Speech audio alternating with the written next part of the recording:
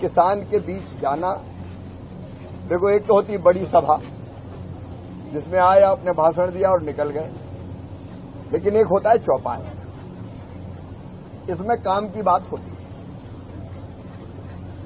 और काम की बात सुन के फिर हम कैसे और बेहतर करें उसकी कोशिश करते हैं। कृषि मंत्री के रूप में किसानों की सेवा मेरे लिए भगवान की पूजा है और आप रोज देख रहे होंगे मैं हिंदुस्तान के अलग अलग राज्यों में खेतों में किसान के बीच अकेला मैं नहीं जा रहा। ये डीजी आईसीआर है जाट साहब, अभी यहां यादव साहब भी बैठे थे, ये दिल्ली वाले तो सब जानते होंगे आईसीआर वालों को। पूरे वैज्ञानिक इस समय मैदान में, मैंने कहा भाई देखो असली अगर खेती में काम करता है तो किसान उसके बीच जाना पड़ेगा, उससे चर्चा करके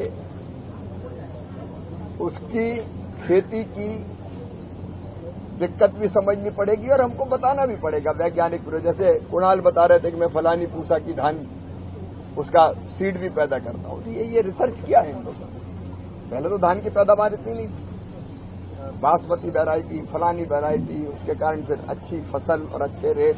अब सेवन का वो तरीका भी बदला इन्होंने और तरीका भी बदला इन्हें। अरे एक जमाना था जब अपन अमेरिका का लाल गेहूं खाने पे विवश थे, आज तो अन्न के भंडार भरे हैं।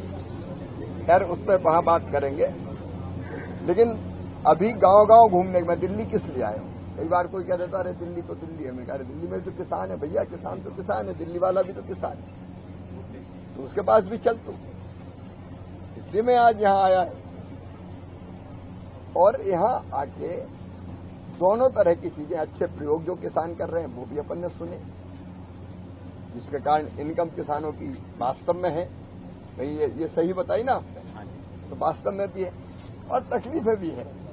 दोनों तरह की चीजें, खेती में अगर समय पर लागत नहीं लगाई, अच्छे बीज का उपयोग, बाकी चीजें नहीं की तो दिक्कत भी होती है।